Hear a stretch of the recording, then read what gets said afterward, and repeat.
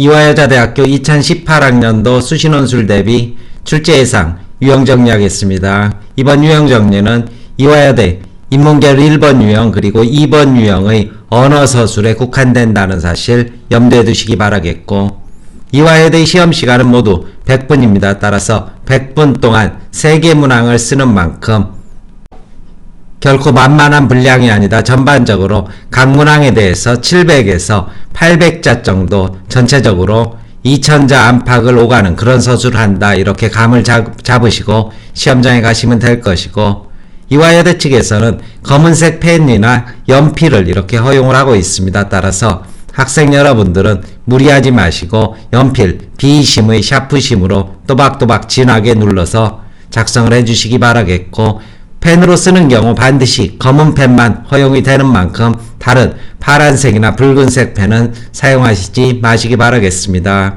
패션 감각을 자랑하고 싶어서 분홍색 펜을 쓰고 싶으면 한번 해보시든지 그것은 수험생의 자유가 될 것이고, 답안지에 제발 답안 이외의 쓸데없는 표기 하시지 마시기 바라겠습니다. 이 신상과 관련된 사항이라는 게 자신의 이름을 밝힌다고 해서 꼭 신상이 아니고, 시험 다 끝난 뒤에 아 좋다 뭐 이런 식의 표현, 그리고 문제 어렵다 이런 식의 표현, 교수님 읽어주셔서 감사합니다 이런 식의 아부성 표현, 이화여대 꼭 가고 싶습니다 이런 식의 청탁성 표현 모두 자신의 신상과 관련해서 탈락하거나 상당한 불이익을 받을 수 있는 만큼 답안 이외의 내용은 절대 쓰시지 마시기 바라겠고, 연습은 문제지 여백을 이용할 것 이렇게 요구하고 있고, 답안지 분량은 띄어쓰기를 포함한 문항별 답안 길이에 맞춰져 있다 이런 얘기를 하고 있습니다. 따라서 이대 답안지의 특성을 먼저 한번 살펴보도록 하겠습니다. 이대 시험 보러 가시면 이런 식의 그런 밑줄 친 답안지를 원고지가 아닌 형태로 주게 될 것인데, 이 부분은 물론 학원 측에서 사용하는 것으로 없는 부분이라고 보시면 될 것이고, 전체적으로 각 문항별로 이런 줄수를 보게 된다면 먼저 문제 1번과 문제 2번이 통상적으로 16줄 정도 이렇게 알고 있습니다. 따라서 각 줄에 학생의 글자의 크기에 따라서 다르겠지만은 각 줄에 55자에서 60자를 쓴다고 치면은 문항 하나에 바로 한 900자 안팎의 글이 들어가게 됩니다. 그런데 900자 곱하기 3이면은 3, 9, 27, 2700자, 100분 내에 3000자를 쓴다는 것은 거의 워드로 치는 속도인 만큼 이 답안지를 모두 채운다는 그런 강박은 버리시고, 전체적으로 700에서 한 800자 정도 자기 글의 분량이 어느 정도 줄까지 내려가는지 확인해서 그 정도 분량 감각 익히셔서 가시면 될 것이고,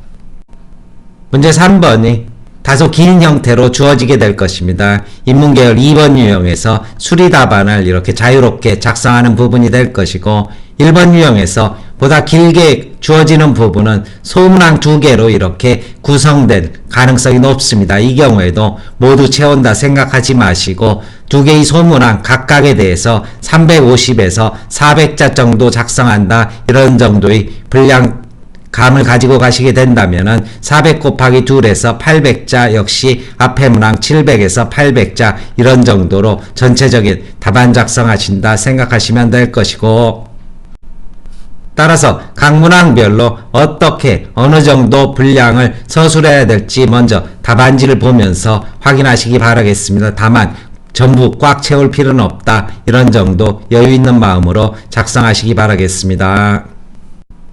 이대 논술의 결과를 보게 된다면 전체 3개 문항이 출제가 됩니다. 인문계열 1번 유형에서는 언어서술만 3개, 그리고 2번 유형에서는 언어서술 2개 플러스 수리문제 하나가 출제가 되고, 난이도는 전반적으로 중에서 상으로 가는 그러한 수준의 독해 분포를 보이고 있습니다. 서술 자체가 어렵다기보다도 영어 지문에서 다소의 변별력이 있고, 그리고 한글 지문도 그리 만만한 편은 아니라서 중상으로 간다 이렇게 보시면 될 것이고, 영어 지문은 인문계열 1번 유형의 시험 문제, 인문계열을 지원한 학생이고, 수리 지문은 사회과학 계열을 지원한 학생들인데, 이 수리 자체가 사실은 이 도표형 비례 개념으로 많이 출제가 됩니다. 따라서 2대2 기출문제를 부지런히 푸셔서 인문계열 2번 유형의 문제 3번을 이렇게 대비를 하시기 바라겠고, 전체적인 서술 방향은 독해와 독해 적용입니다. 이 창의적 서술보다는 독해와 독해 적용을 하는 문제가 대부분이고 자신의 견해나 예시를 서술하는 문제는 거의 없다. 다만 예외적인 경우가 있는데 이것은 조금 있다가 보다 상세하게 말씀을 드리겠습니다. 전체적인 제시문의 구성을 보게 된다면 각 문항별로 두세 개 지문이 이렇게 걸리게 된다. 따라서 인문계열 1번 유형에서는 6개와 7개 사이 지문을 파악을 하셔야 될 것이고 인문계열 2번 유형에서는 4개에서 6개 지문을 파악을 하셔야 될 것입니다. 더구나 수리 문제가 있는 만큼 전체적으로 분량에 너무 욕심내지 마시고 제시문 읽을 때 각 제시문마다 키워드와 주제를 반드시 그때그때 정리해서 지시사항에 따라서 이 키워드를 어떻게 배치할지 구성하는 그런 개요 작성을 간단하게 문제제 하시면은 훨씬 더 시간을 단축할 수 있을 것입니다.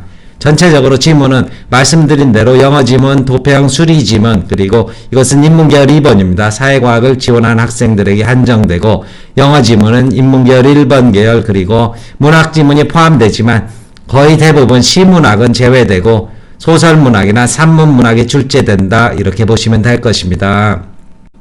2대 논술의 출제 역사를 간략하게 한번 살펴보겠습니다. 소문과 평판 이건 아주 옛날 정시문제죠. 그리고 수시문제에 들어가면서부터 수리문제를 출제를 해왔습니다. 그러다가 2012학년도부터 인문계열 1번 유형과 2번 유형을 분리해서 출제를 하기 시작했고 1번 유형에서는 영어 지문을 이때부터 줄기차게 그런데 아주 제법 높은 이런 고난도 영어 지문을 통해서 변별력을 확보를 하고 있고 인문계열 2번 유형에서는 수리 문제를 출제를 하고 있는데 이때 모의고사에서 조이온율 산정 방식은 다소 복잡한 편이어서 난이도가 중정도다 이렇게 본다면 그 이후 수리에서는 난이도가 그리 높지 않은 하수준의 그러한 아주 평이한 문제를 줄기차게 사회과학 계열에서 출제를 하고 있습니다. 이때 시간과 삶, 이때 영어 지문도 난이도가 매우 높은 편이었습니다. 따라서 2012학년도 문제부터 이렇게 줄기차게 현재까지 연습을 하셔도 2대 유형에서 본질은 크게 변하지 않았다 이렇게 볼 수 있겠지만 모두 연습하기에는 시간에 무리가 있는 만큼 당연히 최근 기출부터 이렇게 역순으로 연습을 하셔야 될 것입니다. 인문계열을 지원한 학생은 유형 1번, 사회과학 계열의 학생은 유형 2번, 그리고 사회과학 계열의 학생은 언어서술을 모두 하지는 못하더라도 수리 문제에 있어서만큼은 반드시 2010년도 여기까지 거슬러서 수리 문제는 꼭 풀어보시기를 이렇게 당부를 드리겠습니다. 익숙하지 않으면 문제가 쉽다고 해도 시험장에서 당황할 수 있는 만큼 수리 문제를 푸는 데는 그리 오랜 시간이 걸리지 않는 만큼 틈틈이 집에서 풀어서 시험장에서 낭패를 보시지 않기 바라겠고 이번 유형 정리에서는 2018학년도 모의 그리고 2017학년도 수시 그리고 이와 함께 2016학년도 수시 즉 기출 2개 그리고 모의고사 문제 2개 여기에서 나오는 2대2 지시사항과 서술의 공통점은 무엇이고 어떠한 특징을 갖는지 이렇게 6개 문제를 가지고 정리한 것이다. 이렇게 염두에 두시고 설명을 들으시면 될 것이고 그렇다면 구체적으로 2대 문제의 지시사항의 특징은 무엇이고 그 특징에 따라서 학생들은 어떻게 답안을 작성하고 전개해야 되는지 이제 세부적인 내용을 살펴보도록 하겠습니다.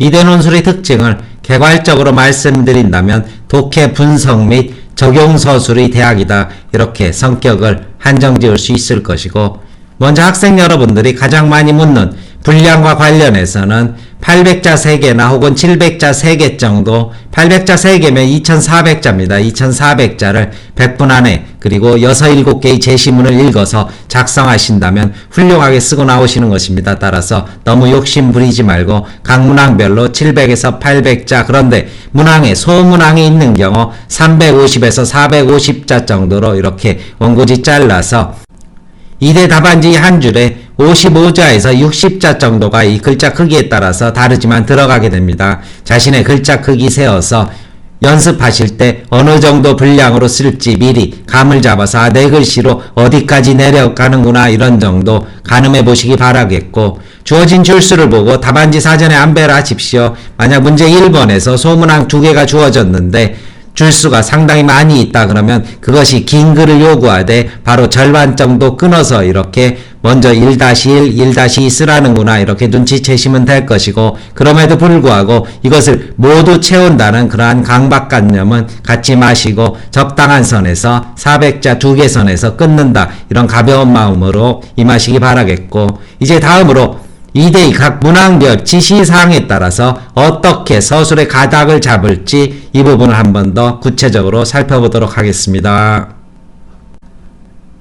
먼저 요약하라 이러한 지시사항이 있는데 대부분 영어 지문입니다. 따라서 영어 지문 어렵다고 한두 줄 이렇게 살짝 걸치고 도망치시면 안 될 것이고, 전체적으로 이게 3분의 1 혹은 2분의 1 정도의 분량이 될 수 있다. 요약한 뒤 무엇을 하라 그렇다고 해서 요약은 대충 넘겨버리신 뒤 뒷부분에 전념하시면 영어 지문 점수 받지 못하게 될 것입니다. 3분의 1에서 2분의 1 정도 충실히 영어 지문을 요약하되, 영어 지문을 그대로 줄줄이 이렇게 나열하지 마시고 주제 먼저 잡아주신 뒤 그리고 그것을 간추려서 주제 내용이 어떻게 영어 내용에서 뒷받침되는지 이런 식으로 명확하게 서술을 해주시는 게 채점자에게 호감을 줄 수 있을 것이고, 이제 두 번째, 이대에서 가장 많이 나오는 지시사항입니다. 비교하라, 대조하라, 대비하라 요 세 가지 말이 가장 빈번하게 등장을 하게 되는데, 사실상 이대 예시 답안을 보면은 거의 같은 의미로 사용이 되고 있습니다.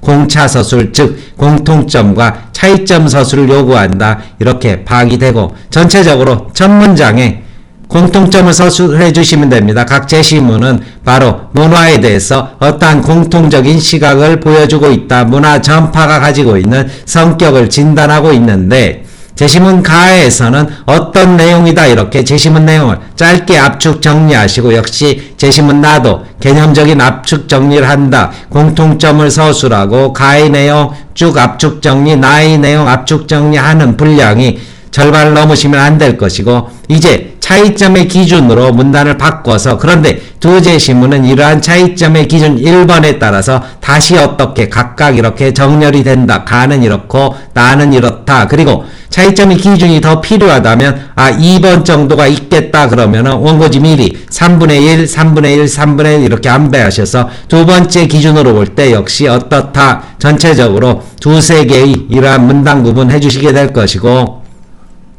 만약에 한 가지 차이점으로 이렇게 분류했을 때는 필요에 따라서 답안지가 많이 여백이 있는 경우 매듭해서 간단하게 내용과 그리고 차이점을 매듭해서 서술한다. 다시 한번 정리하게 된다면, 이대에서 비교, 대조, 대비는 대부분 같은 의미로 쓰인다. 공차 서술하라, 공통점 짧게 제시문 압축 정리한다, 차이점의 기준에 따라서 다시 제시문을 재정렬한다 이렇게 말씀드릴 수 있을 것이고, 가장 빈번한 유형이 될 것입니다. 이제 두 번째는 설명하라, 적용하라, 평가하라는 이러한 지시사항입니다. 이것은 하나의 관점을 주고 이 관점에 따라서, 알파의 관점에 따라서 사례 지문 X에 대해서 설명하거나 적용하거나 혹은 평가하라 이런 식입니다. 따라서 비교 대조보다는 다소 주관적인 자기 논평이 들어가겠지만, 결론적으로는 독해 적용의 문제인 만큼 자신의 견해를 지나치게 서술하지 마시고 먼저 관점으로 지어진 제시문을 압축을 짧게 하십시오. 이것을 빼먹지 마시고, 얘는 무슨 이야기를 한다. 그런데 이 같은 시각에서 봤을 때 역시 대상 지문도 짧게 요약을 해주십시오. 너무 길지 않게 요약을 해주면서 그 뒤에 다시 뭐의 시각으로 봤을 때, 얘의 시각으로 봤을 때 이렇게 설명할 수 있다, 이렇게 적용할 수 있다, 이렇게 평가할 수 있다, 이런 식으로 바로 평가의 경우에는 타당하다, 타당하지 않다는 주관식 논평이 다소 가능하게 될 것이고,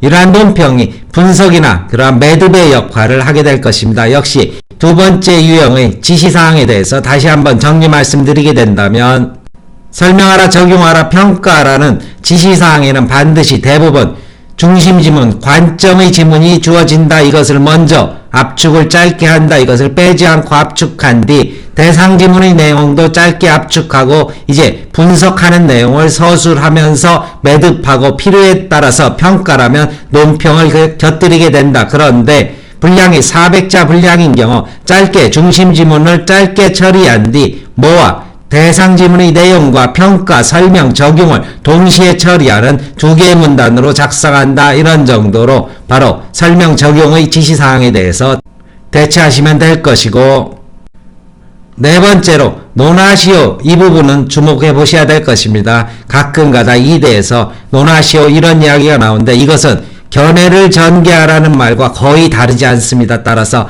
학생 여러분들은 논하시오라는 말이 나오게 되면 적극적인 나의 논평이 반드시 들어간다, 이 부분을 염두에 두시고 연습할 때도 반드시 적용을 하시기 바라겠는데, 이 경우 대비해서 논하시오 이 부분이 주류를 이루는 만큼 역시 각 두 제시문 알파 베타의 공통점을 서술한 뒤 차이점의 기준에 따라서 각 제시문을 압축, 알파는 이런 내용, 베타는 이런 내용에서 이런 차이점의 기준에 따라 갈라진다. 여기까지 서술하신 뒤 이러한 차이점에서 제기된 쟁점으로 봤을 때 알파보다는 베타가 타당하다, 혹은 두 제시문은 어떠한 점에서 한계를 보인다, 혹은 두 제시문은 어떠한 점에서 현대사의 의의를 갖게 된다는 적극적인 코멘타리를 할 것, 어느 경우 논하시오라는 서술에는 반드시 자기의 코멘트가 있어야 된다. 대부분의 이대 답안지에서 그러한 식의 전개를 보이고 있다는 사실 잊지 마시고 시험장에서 허술하게 넘기지 마시고 내 견해, 내 코멘트를 쓰라는 것이구나. 어떤 경우 논하시의 서술에 있어서 반드시 적용서술 해주시기 바라겠습니다. 인문계열 2번 유형을 지원한 학생 대부분 이대 문제는 수리 문제지만 수리형 도피형 그리고 그 계산 과정에서 비례 개념 혹은 평균 개념을 많이 물어왔습니다. 따라서 난이도는 그다지 높지 않지만 언어와 복합되어서 당황할 수 있는 만큼 반드시 기출문제 모두 풀어보시고, 기출문제로 다소 미흡하다고 생각하는 학생은 경희대 수리문제 중에서 유사 유형의 문제를 찾아서 익숙할 정도로 풀어서 시험장에 가셔야지 낭패보지 않을 것입니다. 난이도가 높지 않은 만큼 이 문제에서 오답을 내게 되면 시험 결과에 있어서도 좋은 통보를 받을 수 없을 것입니다.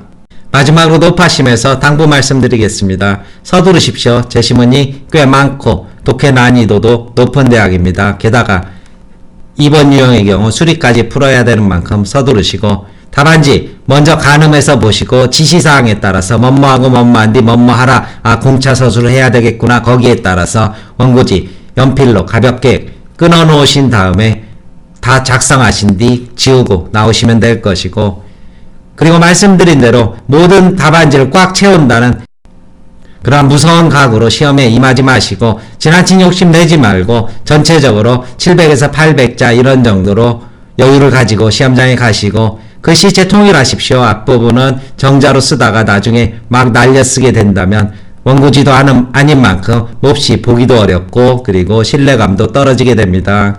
소설이나 예화 나왔을 때 그 줄거리 제발 쓰지 마시고 그것이 주제와 관련해서 어떤 의미를 갖는지 개념적으로 압축해서 짧게 두세 문장으로 처리해 주시기 바라겠고, 공개해설에 원고지 교정보 있습니다. 하지만 연필로 답안 작성하시고 가급적 교정보 쓰지 마십시오. 시간도 바쁜데 볼펜으로 쓰다가 자칫 실수라도 하게 된다면 시험 전체를 망치게 될 것입니다. 제가 만약 이대를 시험 보러 가더라도 저는 연필로 그리고 지우개 가지고 가서 또박또박 지워가면서 답안 작성하게 될 것입니다. 하물며 학생 여러분들은 어떠실지 생각해 보시기 바라겠고, 유아여대 야경입니다. 우리나라의 전통 명문여대죠. 내년에는 반드시 여기에 가서 공부하시기를 진심으로 기원드리겠습니다. 그동안 수고 많으셨습니다. 설명 마칩니다.